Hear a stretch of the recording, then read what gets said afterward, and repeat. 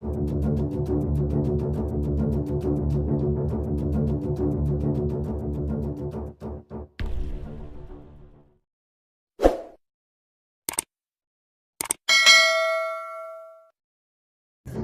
Biden menggila Amerika kerahkan 2 kapal induk sekaligus ke Laut Cina Selatan.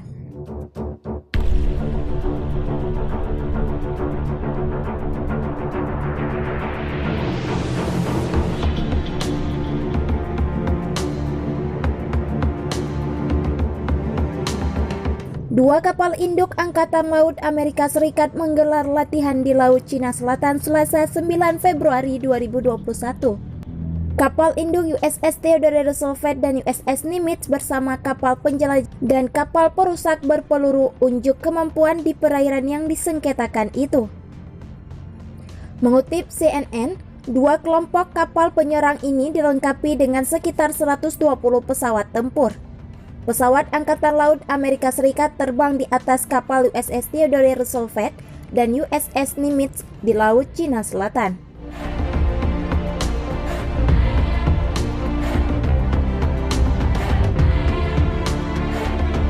Laut Cina Selatan menjadi perairan yang rawan konflik terbuka setelah Cina mengklaim sepihak sebagian besar teritorial itu.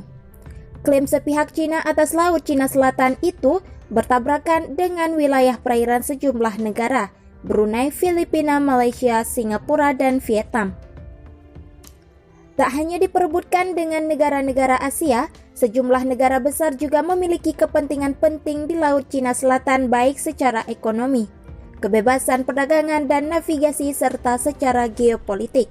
Meski tidak memiliki klaim teritorial, Amerika Serikat kerap menentang dan mengecam segala tindakan ekspansi Cina secara sepihak di Laut Cina Selatan. Amerika Serikat, pesaing utama Cina, menganggap seluruh klaim Cina terhadap Laut Cina Selatan ilegal di mata hukum internasional.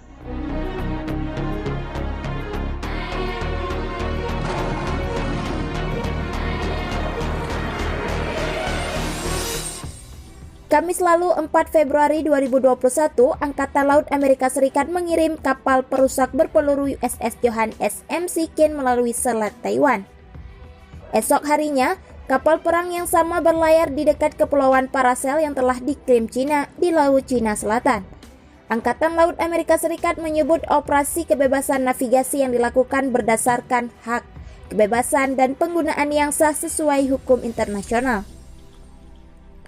Laksamana Muda Amerika Serikat Doug Verissimo mengatakan operasi kapal induk ganda dilakukan untuk memastikan bahwa mereka mahir secara taktis untuk memenuhi tantangan dalam memelihara perdamaian. Kami dapat terus menunjukkan mitra dan sekutu di kawasan tempat kami berkomitmen untuk mempromosikan Indo-Pasifik yang bebas dan terbuka, katanya.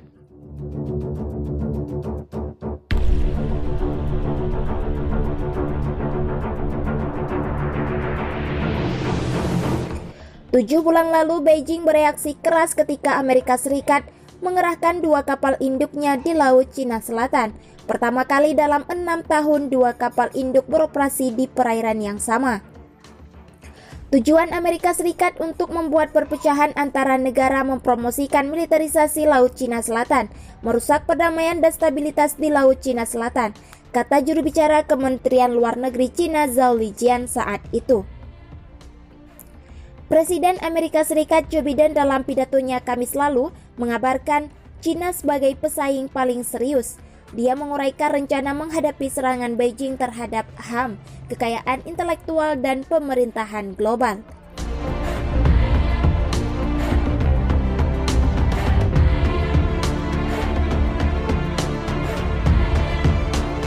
Biden menyebut Amerika Serikat berada dalam persaingan yang ekstrim dengan Cina. Biden dan para sekutu Amerika Serikat berjanji untuk bekerja sama melawan Beijing. Sejak menjabat pada 20 Januari, pemerintahan Biden telah menegaskan kembali komitmennya kepada sekutu dan mitra Amerika Serikat di wilayah tersebut. Amerika Serikat dan Cina diperkirakan sedang menuju konflik besar karena Taiwan. Bahkan diperkirakan masalah ini dapat menjadi pendorong terjadinya perang di Laut Cina Selatan. Hal ini diungkapkan oleh Dian Chaleva, Kepala Ekonomi di Enodo Economics, dalam tulisannya di Financial Times. Tim risetnya meyakini peluang untuk menghindari konflik di Taiwan telah turun secara dramatis.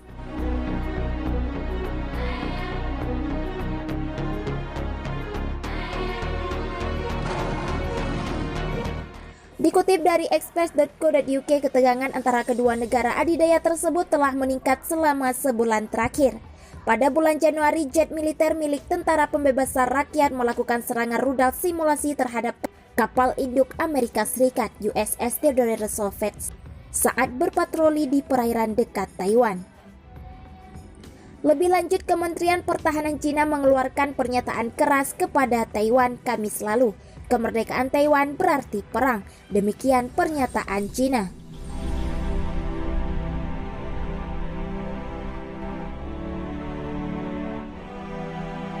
Presiden Cina Xi Jinping kini terlihat semakin tegas dan percaya diri untuk membawa Taiwan kembali ke pangkuan Cina. Menurut Khalifa, Amerika Serikat kemungkinan akan turut campur tangan dalam konflik antara Cina dan Taiwan.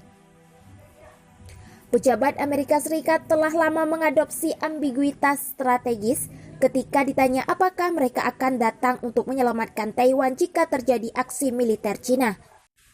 Jika pemaksaan Cina diperpanjang hingga blokade ekonomi besar-besaran di Taiwan, Washington mungkin akan campur tangan, ujarnya dalam tulisan di Financial Times.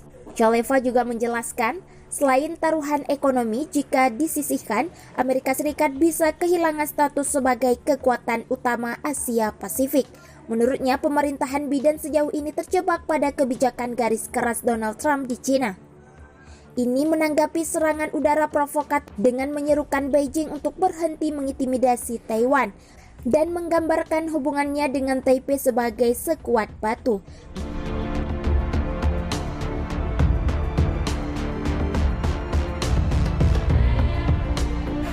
Biden juga melanggar presiden dengan mengundang perwakilan Taiwan dari Washington ke upacara pelantikannya, paparnya.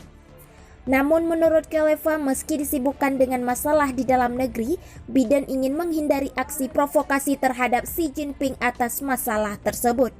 Dia menjelaskan ujian terpenting akan terjadi jika Biden memasukkan Taiwan ke dalam KTT demokrasi yang ditetapkan untuk tahun pertama kepresidenannya.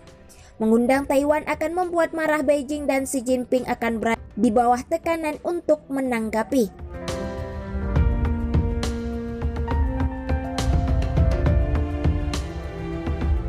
Atas dasar rasional, konfrontasi apapun tidak akan diizinkan untuk meningkat, ujarnya. Khalifa juga menambahkan seperti yang diamati oleh sejarawan Yunani dan Jenderal Thucydides, pendorong perang adalah ketakutan, kehormatan, dan keuntungan. Dan kini semuanya meningkat.